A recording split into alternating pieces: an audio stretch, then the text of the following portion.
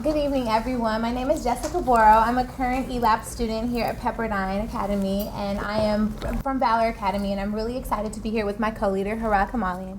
We're here tonight to just talk about charter success at a new charter school, primarily with the focus of talking about where we've been and where we're going, and a little bit of our overall academic success.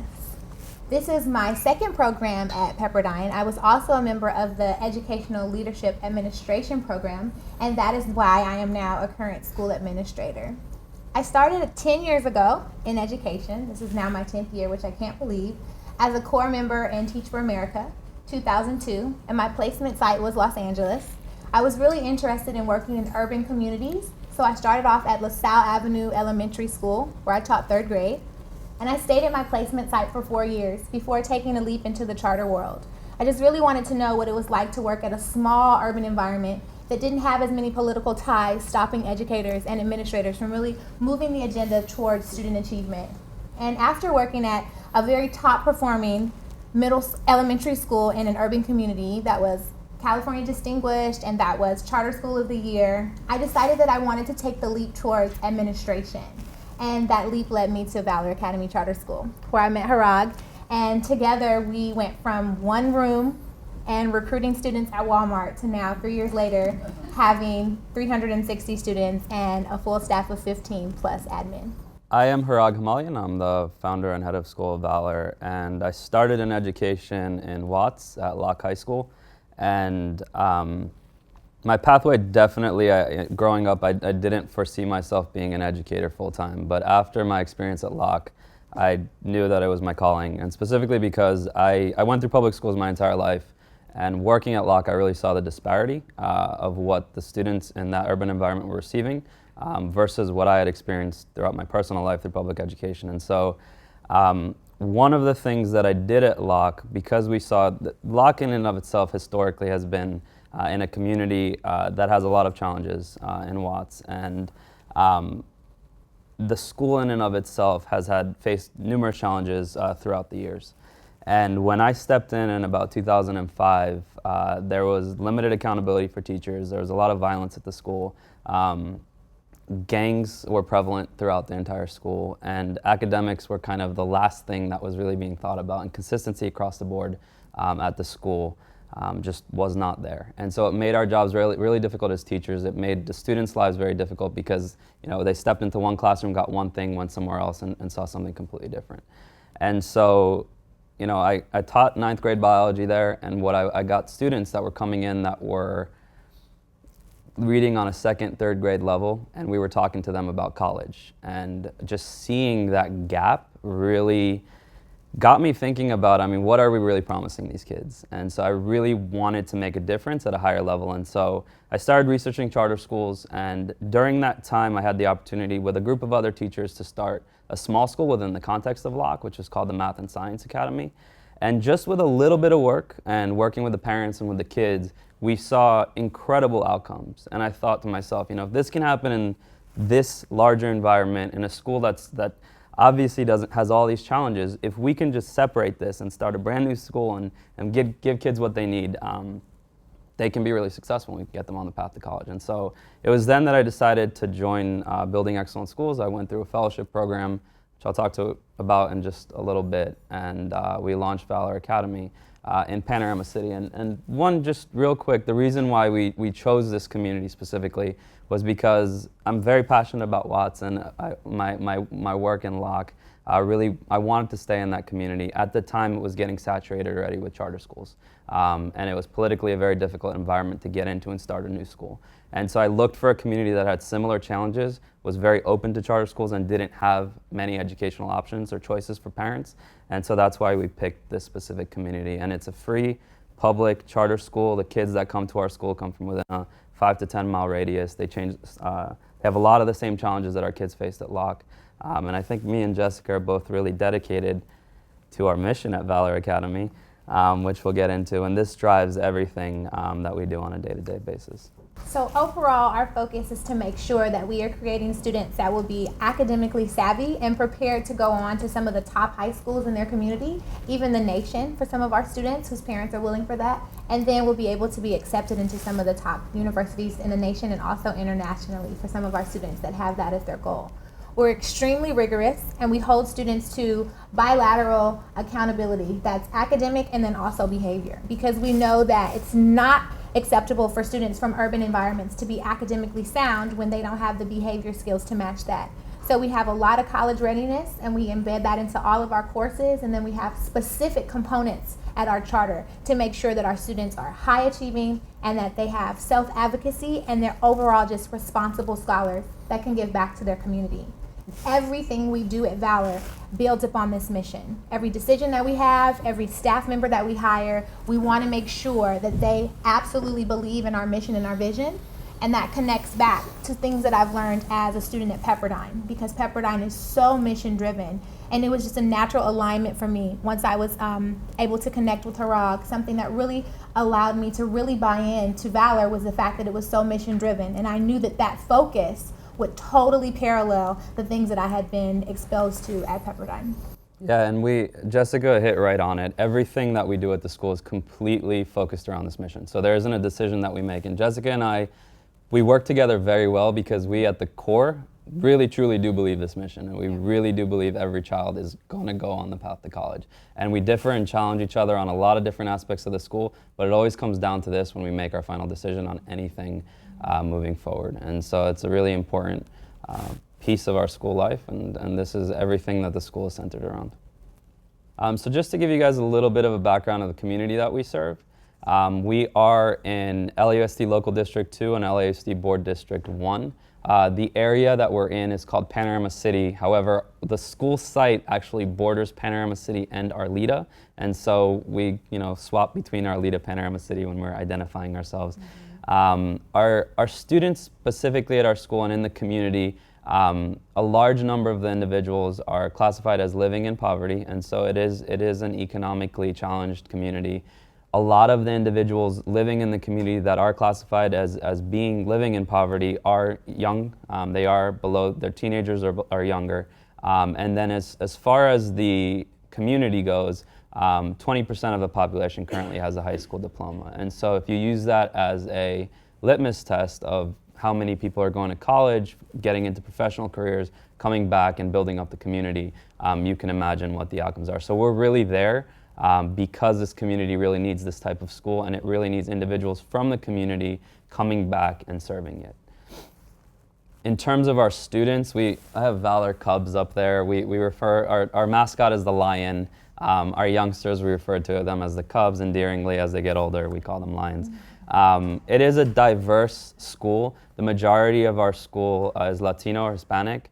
We do have about a 7% African American population, a blend of Asian cultures, Pacific Islander, and a small white population that's predominantly, it's other, which would be Armenian. Our school, our kids are classified socioeconomically by free and reduced lunch, which it's a federal standard by which, based on family income, it's determined whether you receive free lunch, reduced lunch, or you pay full. 90% of our students qualify for free or reduced lunch, which means that socioeconomically their families are classified as living, they're socioeconomically disadvantaged. So since the beginning of Valor, as I mentioned earlier, when we were recruiting students with community-based efforts, very grassroots, from door-to-door to stations at Walmart to having teachers just go to various recreation centers in the community. We started with one grade level, that was 5th grade, and we had 120 students. Over the course of our development, we're now up to 3 grade levels, so we're 5th through 7th, and we now currently are to capacity, over capacity by 2 students, so we have 362 students, which is remarkable for a new charter school to be over capacity. At our zenith, or at our top, we will be no more than 480 students.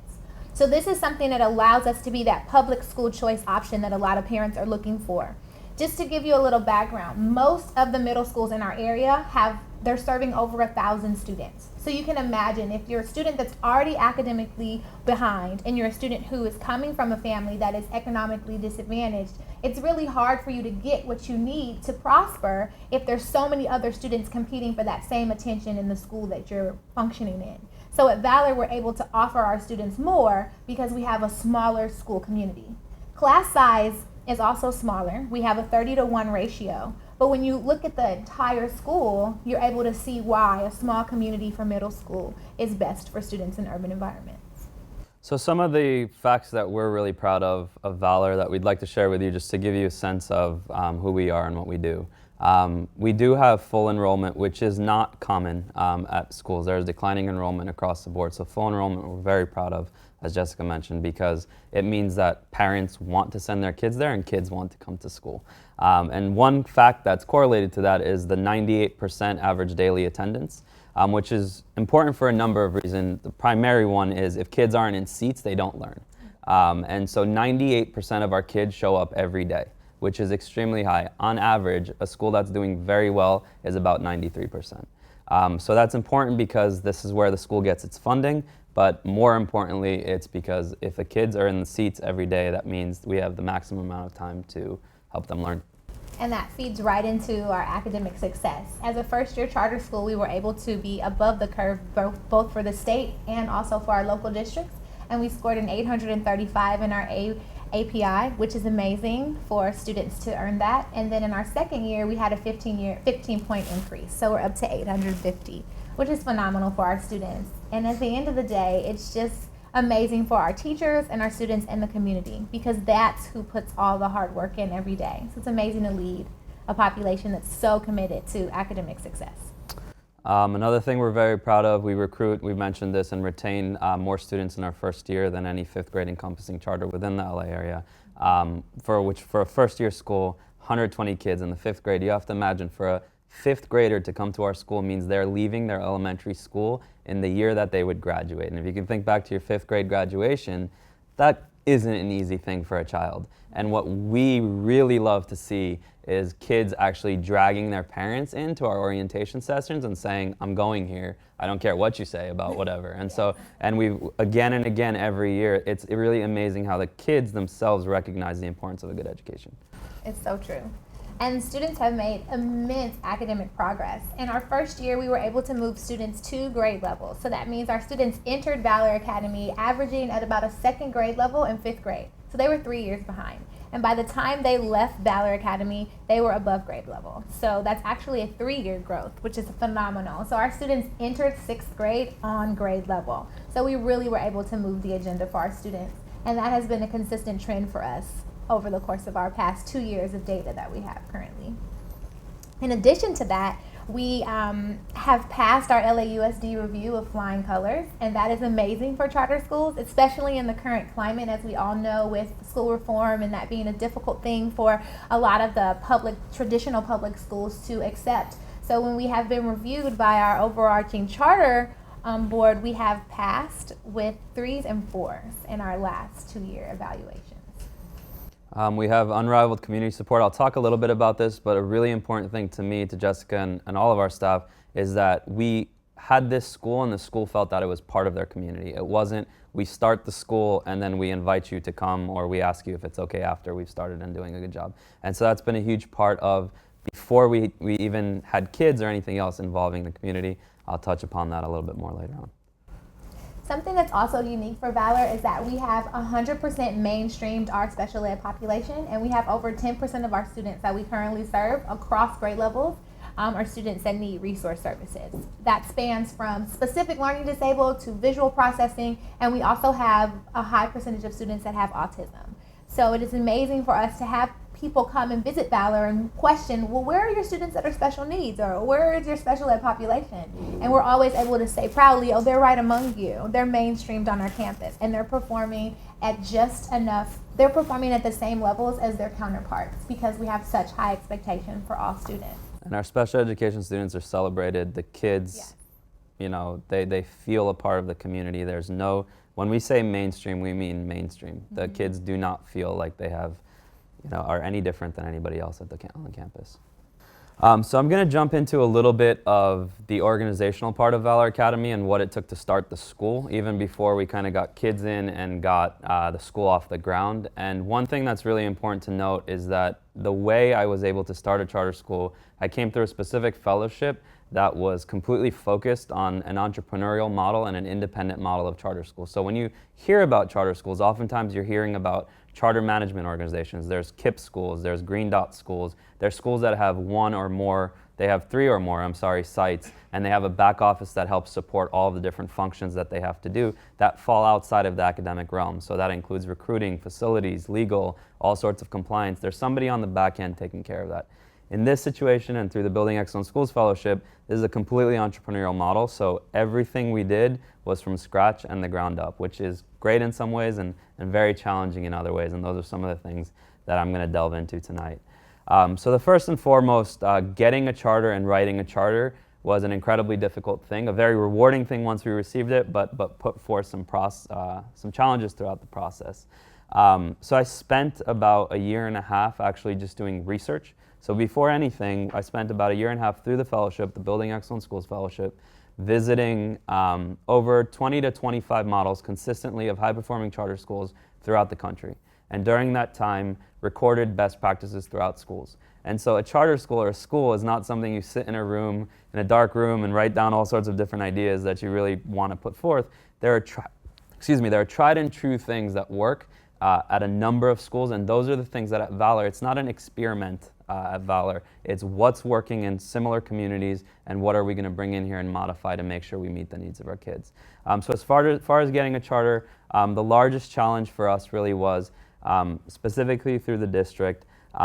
It wasn't so much I found out about quality as it was about persistence as we were going through the process. So we would submit a charter, get comments back, bring it back, submit again, and it felt as though as I was going through that process that it wasn't really anybody monitoring to make sure that our school was coming out and was going to be anything better, but more so it was just this process that you had to just go through, and it was you had to be persistent and stick in it no matter how many times you got revisions and revisions and revisions. And so some of the issues that's brought up for the school is that, or for I think charters generally throughout Los Angeles, is there's a high quantity of charters in Los Angeles. Not all of them are fantastic, and that's something that people need to notice and recognize. And the district is very cognizant of that and is working to make the chartering process as well as the way they hold us accountable to make sure that it meets the needs of charters and make sure that it's bringing in excellent schools.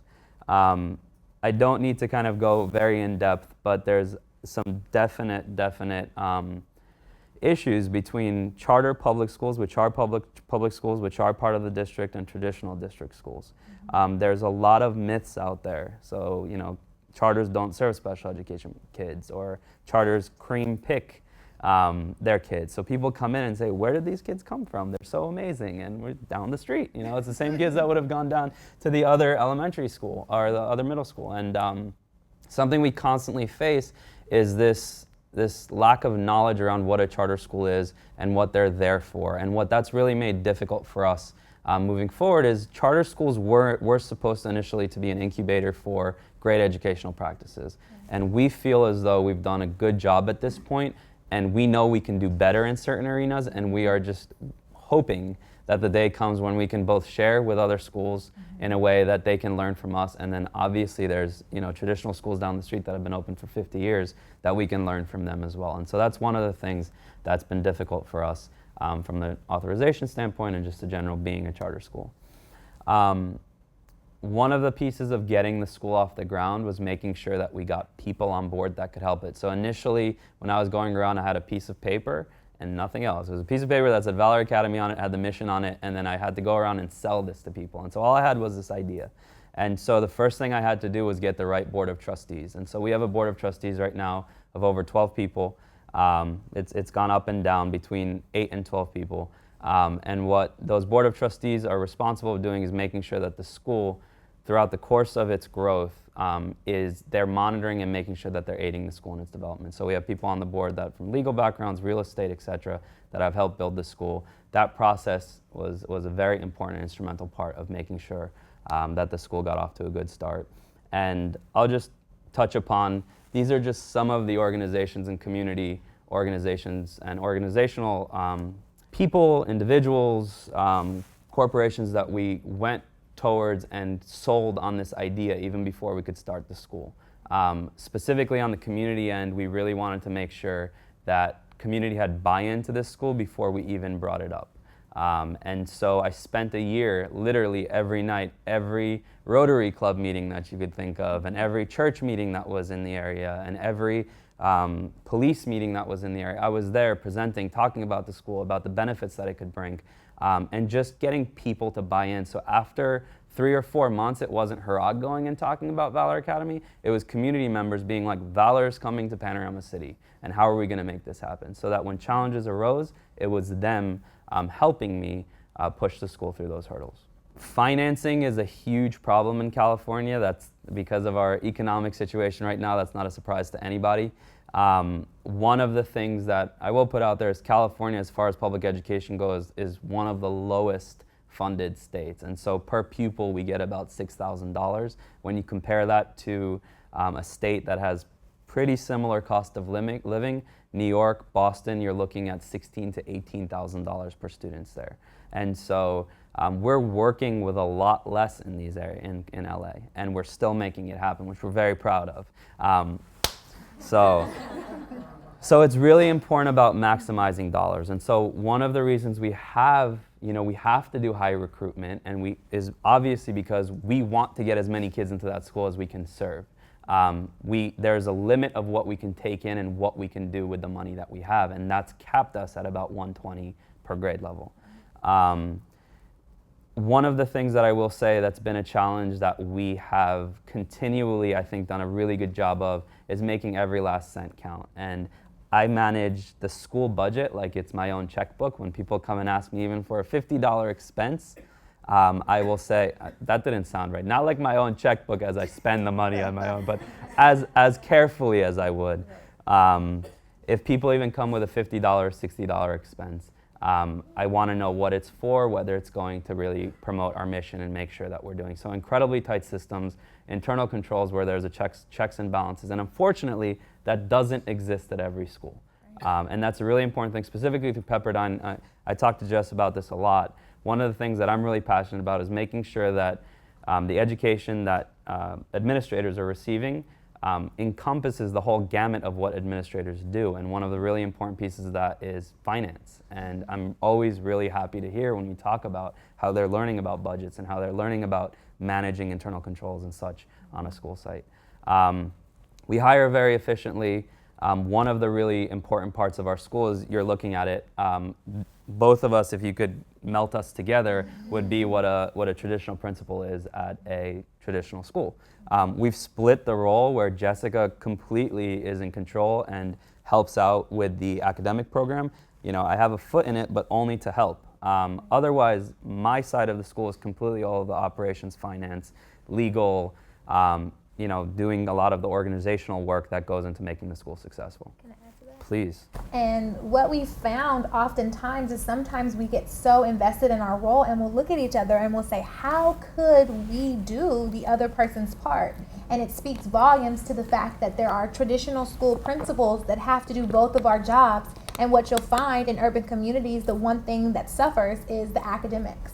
Because at the end of the day, you're going to have to return emails, and you're going to have to function on the budget, and you're never going to get into the classrooms. So you'll find in traditional public schools, teachers will say, my principal hasn't seen me all year, or they'll say professional development and feel very disconnected from it. Because at the end of the day, that's the one value that's easy to overstep, because you can get so engrossed in your office because there's so much paperwork. So both of us are very blessed to have the roles created the way that they are at our school site, because it really allows us to invest fully in the students, both from the financial end, the governance end, and then also the academic side.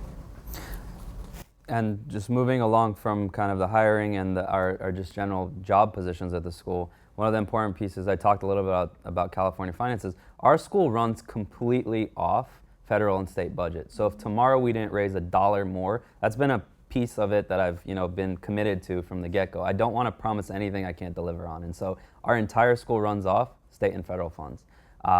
However, fundraising is important. So when we do get additional dollars, we have to be very creative on how we can do that because we're a small school and there's a lot of competition out there for foundation money, etc. We're constantly trying to do those additional pieces so we can bring additional elements to the school and every single cent that comes in from fundraising goes to more exposure to the kids. So it's field trips, technology. We already do a baseline of those in the general budget, but it's more. So if we get a cent more, it's going to another field trip. If we get a cent more, it's going to another computer.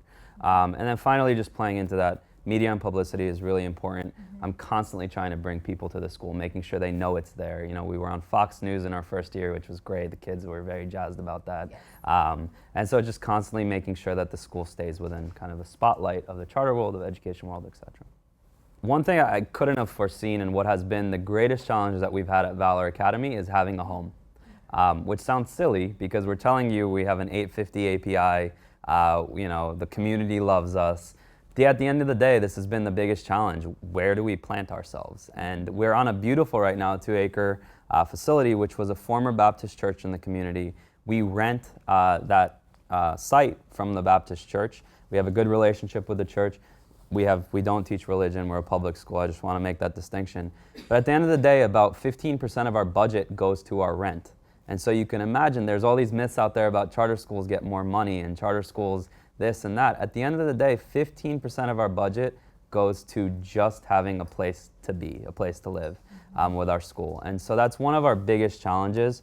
And what's continually, the reason why this is such a challenge is about at this point, I would say for the past, 6 to 7 months, the separation has been really good in terms of Jessica can handle the academic program because 6 to 7 months a year, I'm fighting to keep us in that location. And one thing I'm doing all the time is continually applying for Prop 39, which is a legal mandate that charter schools or all public schools receive comparable space. So if a district school down the street gets a building, that means the charter school, if it's serving LASD, gets a building. It never works out that way. We apply to Prop 39 every year, and last year's offer that we got was 2 separate school sites with 3 classrooms each, which wouldn't meet our need anyway, 6 miles apart. So I would have to put Jessica on one campus, me on the other campus, half the kids there, half the kids, so it just wouldn't work. And so we're really working, and the district has its own challenges, so this isn't just to say it's the district's fault. The district is overwhelmed. And so one of my things has been constantly working on how can we eventually get into a site that's a public site. So public dollars are going back into the public education system. And one of the reasons that that challenge is so overwhelming is that time that Hrag is spending with Prop 39 and having to be out in the community is usually in the beginning of the year and the end of the year. And that's the worst time of the year to be off campus because in the beginning of the year, you're acculturating your students, you're making sure that your staff has what they need. There's specific assessments that our population needs, the CELT exam. And then you come to the end of the year and that's state of accountability, that's culmination, that's teacher appreciation. So many important things happen at those bookends in the academic year. And we all know that when we say a year, we think 365 days, but we only have a critical 9.5 months with our students every year to make significant gains. So for him to be gone those 6 months, again, reflect back and imagine if we were a traditional principal where we had to share that role, again, what's going to suffer? The academics for the students. So moving forward, just to kind of give you guys just a sense, we've at this point, we've been in this site for about 3 years, just under 3 years. This is our 3rd year there. And we've gone through a plan approval, which took about 7 months with LA City to get through. I am now an expert land use lawyer. I can talk to you all day about real estate. I can do it all. 6 months just for a plan approval to get into the school. So a school site, to get it converted, just the terminology, to get it from private school setting to public school setting, about 6 to 7 months and an absurd amount of money I won't talk about, just to get the permits. This year, because we went through this past year, we went from 240 to 360. The occupancy on our site was 240. We had to get it so we can bring all 80 students in there. It took us 9 months and close to $500,000, which we've creatively fundraised for. We've gone out and gotten an amazing pro bono lawyers that are helping us. But 9 months and down to the tooth and nail, down to the first day of school opening this year to get that permit to make sure that this could happen. And honestly, when I first opened a charter school, when I had the vision and Jessica and I met and we were all, bright-eyed and bushy-tailed, in a room with no air conditioning, I could not have even fathomed that this would be what my day-to-day would look like. And it's really important, it's exciting. I will fight, whatever the fight is, I will fight to make sure that that school continues to do what it does. But I mean, this has been the largest challenge, and as we're moving forward, our board recognizes it, we recognize it. We need to occupy a space that's fitting for our school, safe, secure, and that we know we can be there for a long time. And so in the community. And in the community, Everyone which is incredible. wants us to move now, but we want to stay within that 10-mile radius because we don't want to lose the families that are so invested.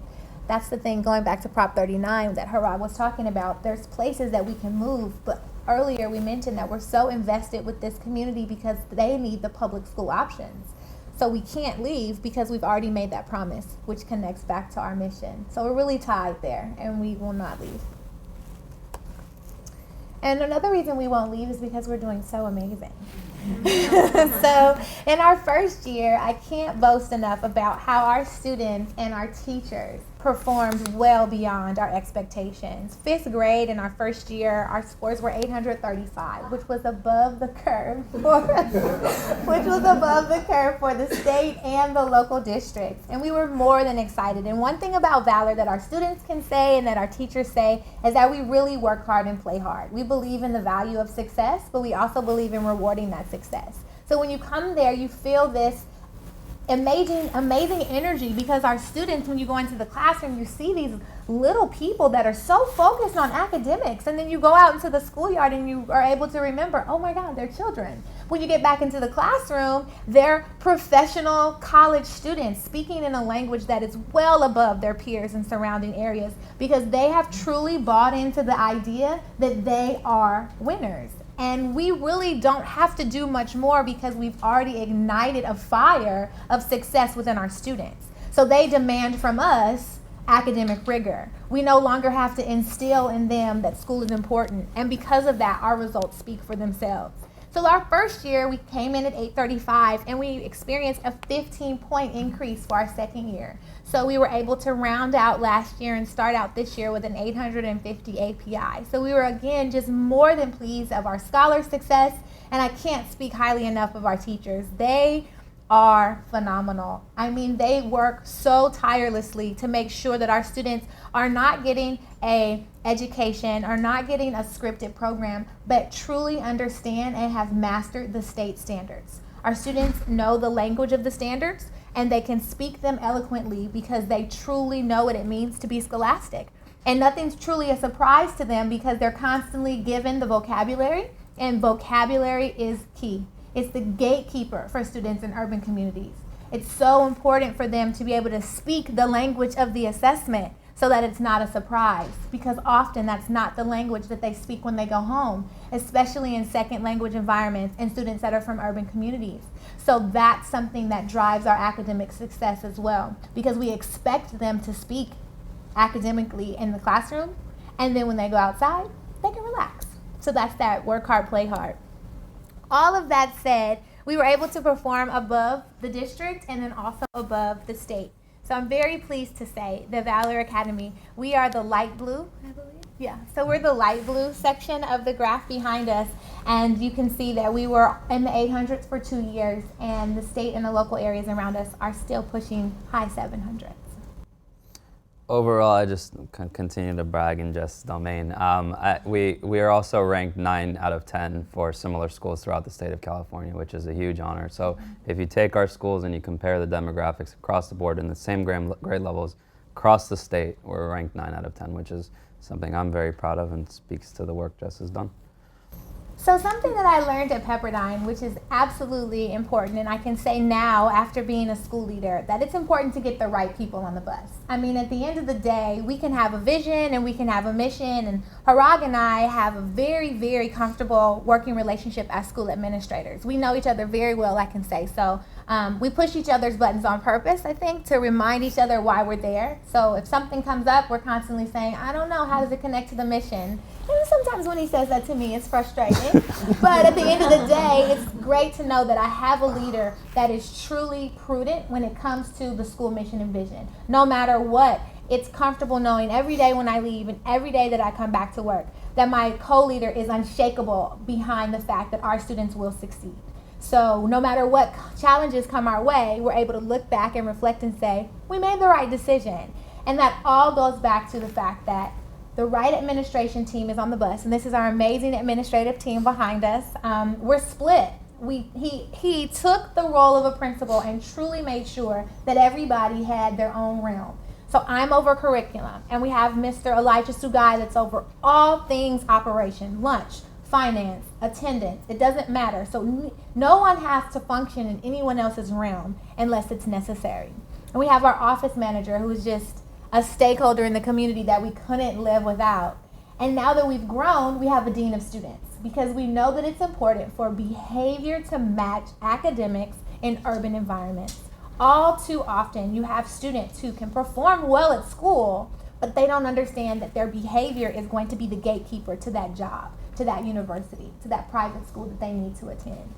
So our hiring process is extremely rigorous. It is extremely rigorous. My hiring process, it was about 2 weeks that I was trying to get the role of Director of Curriculum and Instruction. I had to write multiple essays. There was an interview. There was a lunch. There was another phone call.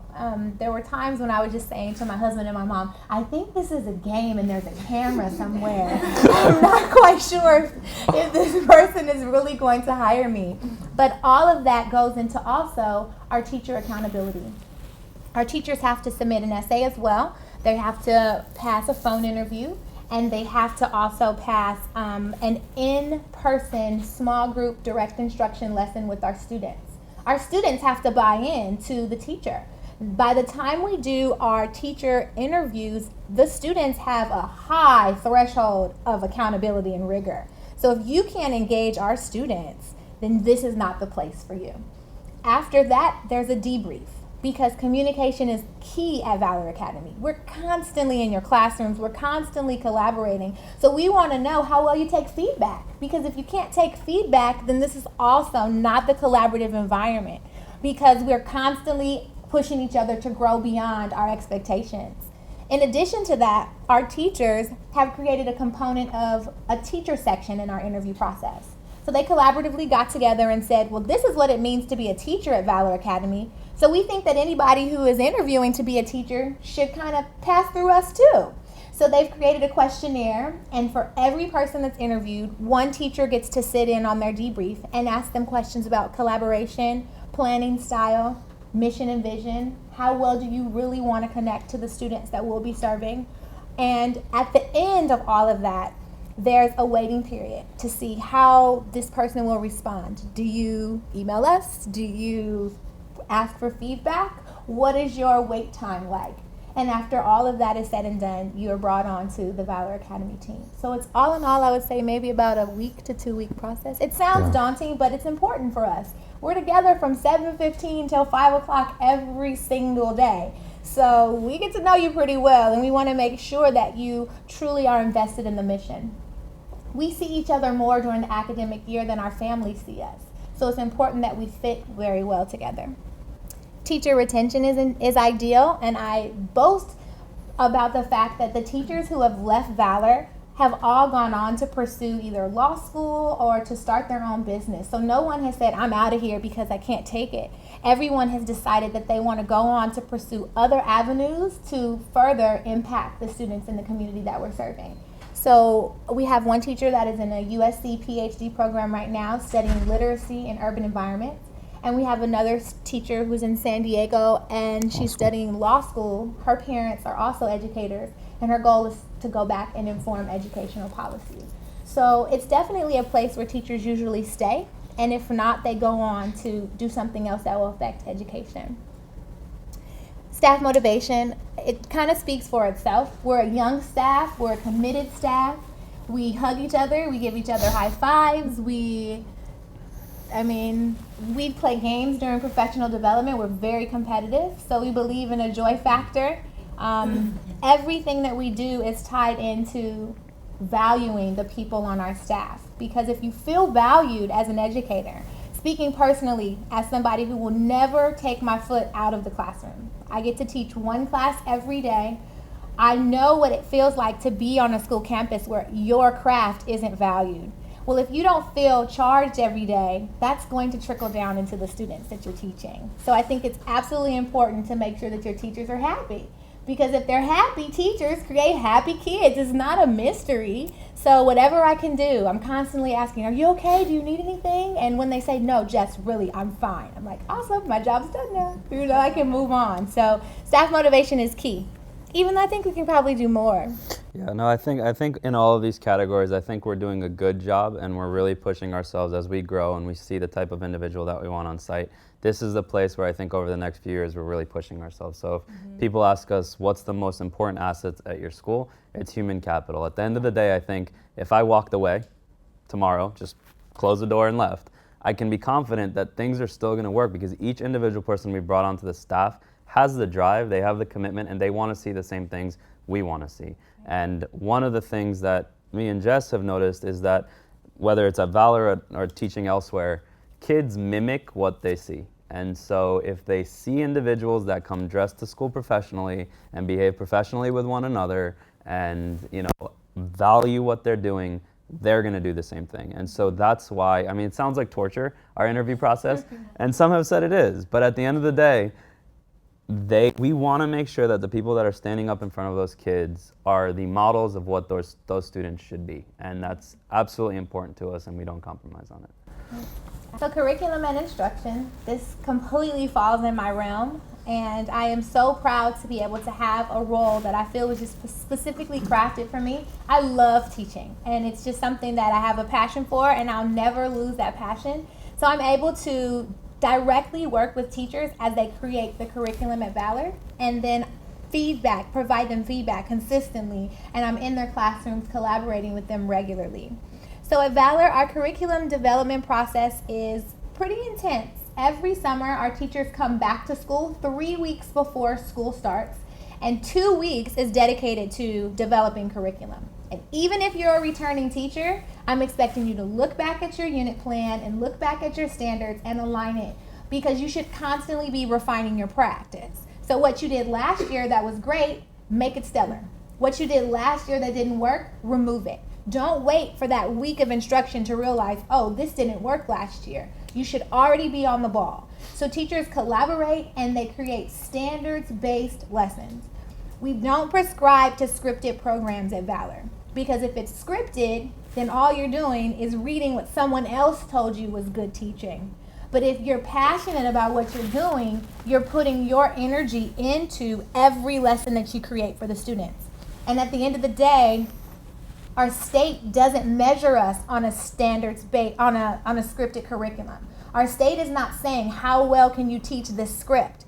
Our state is saying how well do your students know the standards. So it's really important to understand that there's a huge difference between a scripted curriculum and something you can just buy off the shelf and something that truly aligns to what you'll be measured against. So everything that we do is making sure that we're data driven and we're consistently assessing our students.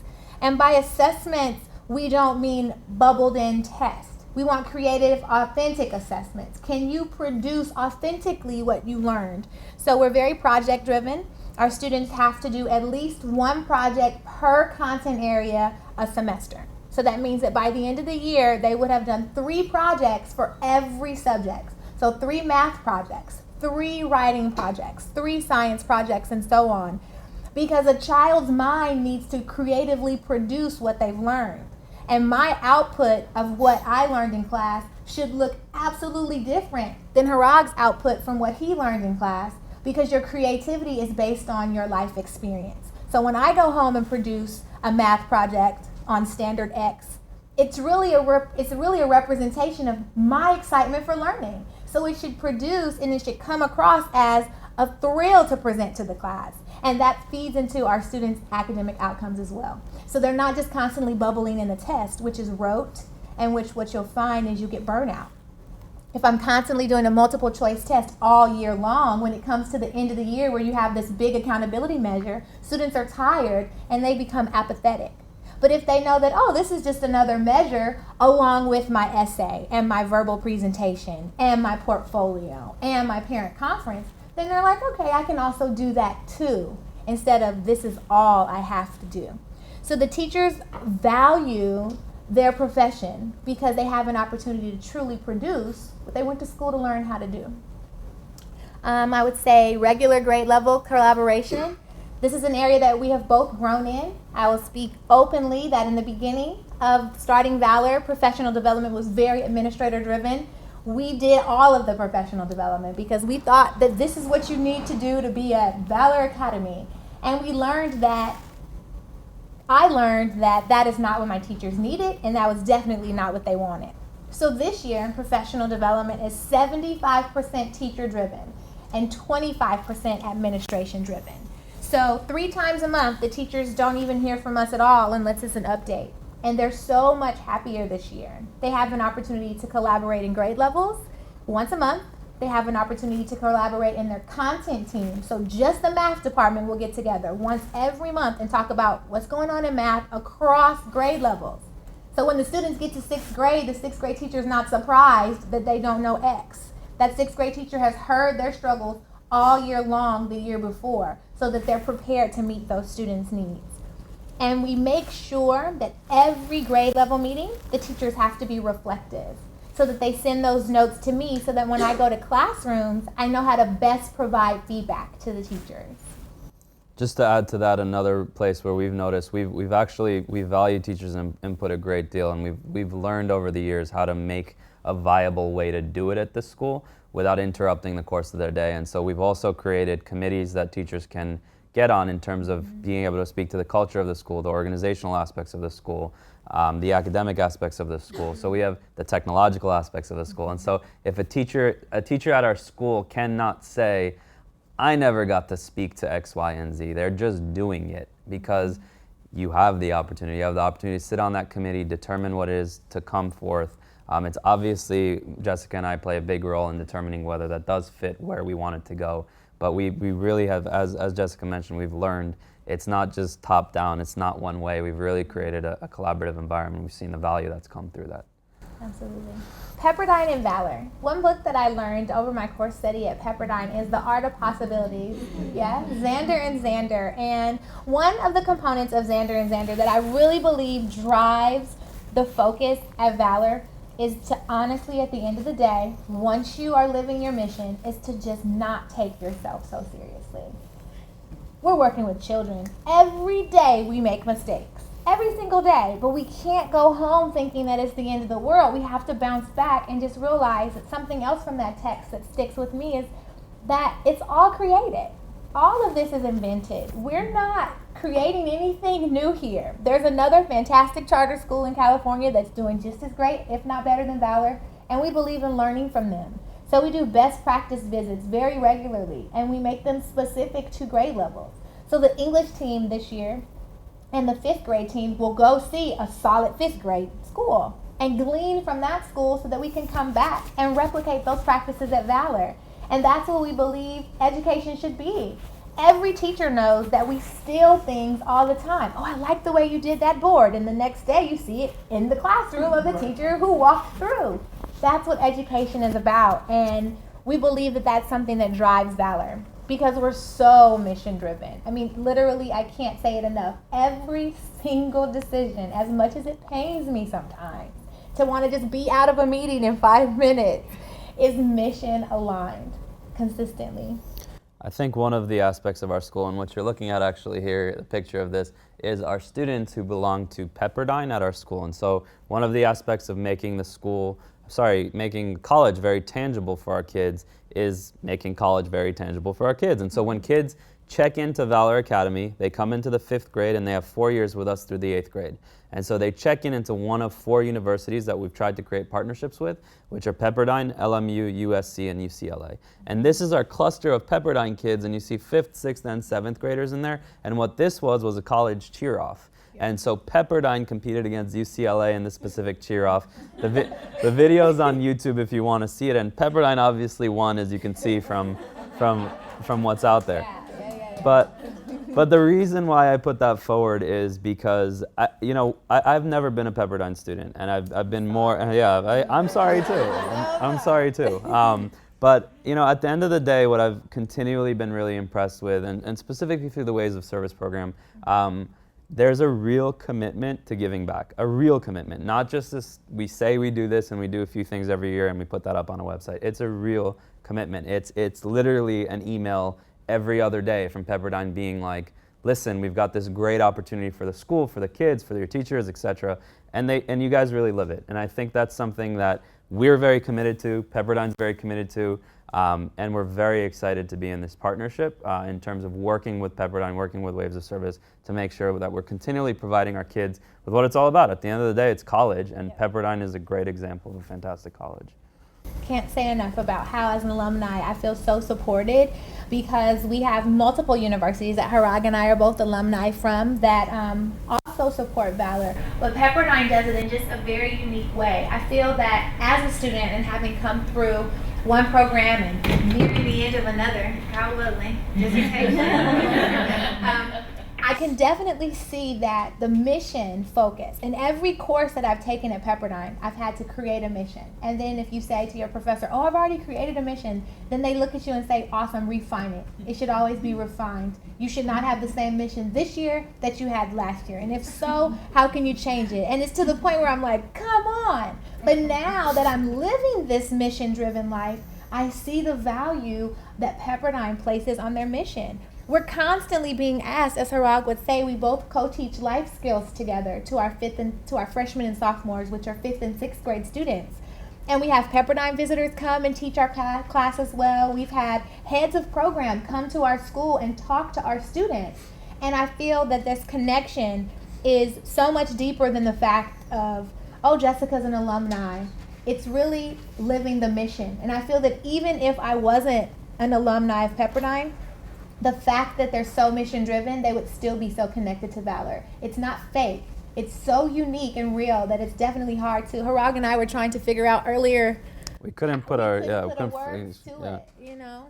We came up with the broad category of relationships, and I think what we've really identified is Valor is really a relationship-driven school, and so we bring people in, we build relationships with them, and there's a face to everything that we do. And I've felt specific. We were trying to figure out how to put that as a bullet point, and we couldn't put like faces or relationships sounded weird, like, and so loving, warm. Yeah, it was just, but it really is this feeling of like, I know Pepperdine and I know people at Pepperdine, and it's not just this facade of what happens. It's I know somebody specifically. I know people at Pepperdine. I know specific programs that function directly with us, and that's really kind of an important thing for us, and part of the reason why we're here today as well. And so. Thank you, Pepperdine, and any closing? Thank you, Anna. Yeah.